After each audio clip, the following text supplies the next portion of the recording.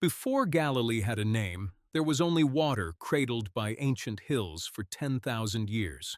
Fishermen cast nets into waters so clear you could see stones below under unchanging blue skies. This was the Sea of Galilee, and around its shores, the course of history would forever change. Stay with us now for 3,000 years. In 15 minutes, countless truly great empires, one truly sacred land. In the beginning, Canaanite villages dotted these hills, simple mud brick homes near the shore. They worshipped gods of storm and harvest, unaware their world was about to shatter completely. The Canaanites traded with Egypt and Mesopotamia, growing wealthy from their position on trade routes. Around 1000 BC, the kingdom of Israel rose, and Galilee became the northern frontier. King Solomon's golden reign brought prosperity, and towns like Hazor grew into great strongholds. The kingdom reached its zenith, controlling trade routes from Egypt to Damascus across the entire region. Hazor was magnificent, with walls 30 feet high and gates reinforced with bronze and cedar. The city commanded trade routes from Damascus to coast, growing rich on merchants passing through. Merchants brought spices from Arabia, textiles from Phoenicia, grain from Egypt in endless caravans. But the peace would not last, as peace in this contested land never does for very long periods at all. In 732 BC, the Assyrian Empire swept down from the north like a consuming wildfire. The kingdom of Israel shattered under the weight of bronze chariots and disciplined infantry. Assyrian soldiers were ruthless, their reputation for cruelty, spreading terror across the ancient world. Tens of thousands were dragged into exile across distant Mesopotamia in chains never to return. Galilee became a land of ghosts, with cities reduced to ash and people scattered across empires. The land lay silent for decades, with villages abandoned and fields returning to wilderness. Wolves howled where children once played, and the wind carried only sounds of desolation and loss. Smoke from burning cities darkened the sky, and rivers ran red with blood for many terrible weeks. Yet the land refused to die, as it always would throughout the coming centuries of occupation. Slowly, new settlers arrived from every direction, blending Phoenicians, Syrians, and Greeks together. By 167 BC, during the Maccabean Revolt, Galilee had been reborn as a Jewish heartland. The Hasmonean dynasty reclaimed these hills with sword and scripture, rebuilding what had been lost. Jewish rebels fought with fierce determination, defending their faith and their ancestral homeland. Synagogues rose where pagan altars once stood, and Hebrew prayers echoed across the water again. The evening wind carried ancient songs across the sea, songs of exile and joyful homecoming. In these synagogues, rabbis taught Torah to a new generation, hungry for their ancestral faith. The smell of incense mixed with oil lamps creating an atmosphere of devotion and sacred hope. Scrolls were copied by scribes, and the sound of chanting filled the evening air day after day. The scrolls contained sacred texts, psalms, and prophecies that would guide the Jewish people forever. Then Rome arrived, as empires always do when they smell weakness or opportunity in distant lands. In 63 BC, Pompey's legions marched into Judea, and Galilee became a Roman province. Stone roads cut through hills with precision, connecting fishing villages to an empire far away. Roman engineers built aqueducts, bathhouses, and forums, transforming landscape into civilization. The Romans brought law and order, but also heavy taxation and the loss of Jewish independence. Roman soldiers patrolled the streets, enforcing peace through fear and the threat of overwhelming force.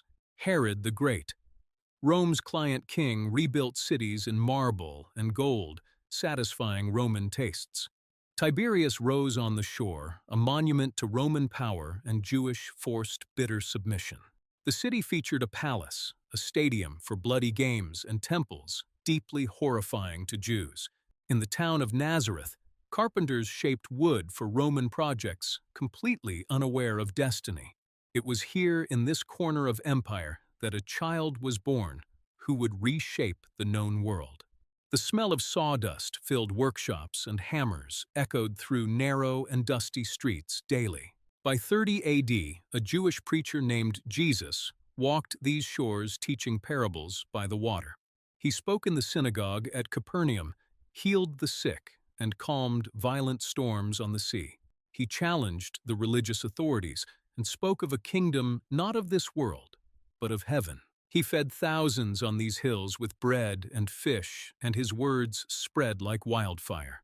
The fishermen who followed him were simple men smelling of nets transformed into devoted apostles. When Rome brutally crucified him in Jerusalem, his followers scattered in terror, certain it ended. It was only the beginning, the spark of revolution that would reshape the entire known world. Within decades, his followers carried his teachings across the world, from Rome to distant Ethiopia. Galilee became the cradle of Christianity, the birthplace of faith that would outlast the empire. The Sea of Galilee became sacred ground, every rock invested with divine and eternal significance. Pilgrims would come for 2,000 years to touch the water and walk the shores he once walked. But Rome did not tolerate rebellion, especially in restless provinces prone to fierce violence.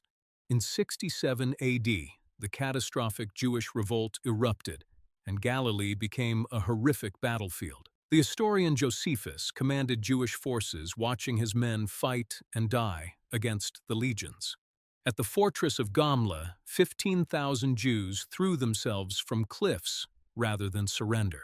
Mothers clutched children tightly as they jumped, choosing death over slavery under Roman masters. The Romans showed absolutely no mercy, as mercy was not their way when dealing with any rebellion. They crucified rebels by hundreds, lining roads with crosses as warnings to all who dared to pass. Galilee was utterly crushed, its spirit seemingly broken beneath the weight of imperial power. The stench of death hung over land for months, and vultures circled endlessly in the darkening skies. Fields lay untended, homes burned to foundations, and the living envied the dead for many months. Survivors hid in caves, and the countryside was empty of human life for the first time in history. Yet again the land endured, because it always does, no matter what empires and conquerors bring. Jewish communities survived in scattered towns, preserving ancient faith through harsh foreign rule. Rabbis gathered in Tiberias and Sepphoris, writing traditions that became the sacred Talmud. These debates would shape Judaism for 2,000 years, echoing through time and endless exile. The Talmud became the foundation of Jewish life, preserving wisdom through centuries of diaspora. It contained laws, ethics, and stories passed down orally for generations, finally written in ink. Byzantine Christianity transformed Galilee into land of pilgrimage, with churches rising everywhere. Pilgrims came from across the Christian world to walk where Jesus walked and touch what he touched. The Church of Multiplication rose at Tabgha, marking the site of the loaves and fishes miracle. Mosaics covered floors depicting fish and bread in intricate patterns surviving to this very day. Byzantine emperors funded monasteries, and Christian chanting filled the hills every single morning. Monks copied ancient texts, preserving knowledge that would have been lost to the ravages of time. But in 636 AD, everything changed, as it always does in this contested strip of land. Arab armies swept from desert, carrying the banner of a powerful new faith, Islam, into the Levant. The Battle of Yarmouk shattered Byzantine power, and Galilee became part of the vast caliphate. Mosques joined synagogues and churches, and Arabic replaced Greek as language of crowded streets. For 4 centuries, Galilee thrived under Muslim rule, with its people living in relative peace. Olive groves stretched across hills, and trade routes connected Galilee to Damascus, Baghdad, Cairo. Farmers terraced hillsides, creating gardens cascading to the water in steps of lush green beauty. Markets bustled with merchants selling spices, textiles, pottery, and sound of poetry filled the air. The call to prayer echoed 5 times daily, and the night sky was filled with countless stars. Then the Crusaders came armored knights from distant lands, seeking glory and redemption in blood. In 1099, European knights stormed the Holy Land, claiming it for Christendom with swords. Tiberias became a Crusader stronghold, with walls rebuilt to withstand siege and harbor fortified. The Crusader kingdom ruled Galilee for nearly a century, a Christian island in a vast Muslim sea. Knights built imposing castles on every hilltop, and European settlers farmed the land they took. The Crusaders believed they were reclaiming what was theirs, a holy war sanctioned by God Himself. They built churches over mosques and monasteries over synagogues, erasing what had come before. Latin became the language of court, and European customs replaced local traditions across the land. But the sea always rises, and the wheel of history turns relentlessly forward, crushing dreams. In 1187, Saladin's army crushed Crusaders at Horns of Hattin west of the sea. 30,000 Christian soldiers fell in a single bloody day, and the Crusader dream died in heat. Saladin's cavalry rode through fields of corpses, and the kingdom began its final collapse. The true cross, Christianity's most sacred relic, was captured and never seen again by Crusaders. Galilee returned to Muslim control under the Ayyubids, then the Mamluks, then the powerful Ottomans. For 500 years, the Ottoman Empire ruled these lands, and Galilee became a quiet backwater. Ottoman rule brought stability but also stagnation as the empire slowly declined over centuries. The once mighty empire grew weaker, losing territory and influence to rising European colonial powers. Bedouin tribes grazed flocks on hills where armies once clashed in ancient, long-forgotten wars. Fishing villages lived as they had for centuries, casting nets at dawn and mending them at dusk. Life moved with the rhythm of the seasons, planting in spring, harvesting in fall, year after year. The world moved on, but Galilee remained timeless and waiting, dreaming beneath the unchanging stars. In the late 1800s, everything began to stir as new forces awakened across Europe. Jewish immigrants fleeing persecution started returning to the land of their distant ancestors. They purchased land from Ottoman landlords and built settlements among the old, established villages. By 1909, the first kibbutz was founded on Sea of Galilee shores, a place called Degania. It was a radical experiment in communal living with farmers sharing everything, and it worked well. The land could bloom again with hard work. It just needed willing hands and determined hearts. World War I shattered the Ottoman Empire, and Britain took control of Palestine under mandate. The Balfour Declaration promised a Jewish homeland, and immigration accelerated into a flood. Arab and Jewish communities grew side by side, but the dream of coexistence was tragically fragile. Tensions rose every year, with violence erupting in waves, and British struggled to maintain order. By the 1930s, riots and reprisals were common, and both communities armed themselves. In 1948, the State of Israel was born, and Galilee became a battlefield once more. Arab and Jewish forces fought for every village, every hilltop, every road, and every precious well. The War of Independence left scars that have never healed across this ancient war-torn landscape. Thousands fled or were expelled from homes their families occupied for generations and centuries. Villages were destroyed, families separated forever, and the map was redrawn in blood and tears.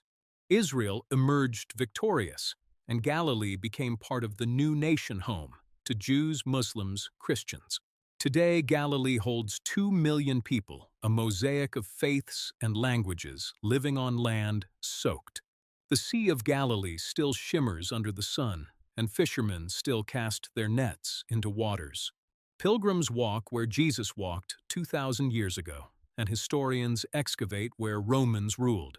Families farm, land their ancestors tilled for centuries, and children play where prophets preached. Galilee has been conquered, destroyed, and reborn more times than any land should ever have to endure. It has been Canaanite, Israelite, Assyrian, Jewish, Roman, Christian, Muslim, Crusader, Ottoman, Israeli. And through it all, the land has remained patient, resilient, sacred, and utterly, completely unforgettable. Like and subscribe now, because the next chapter of our journey through history is waiting for you now.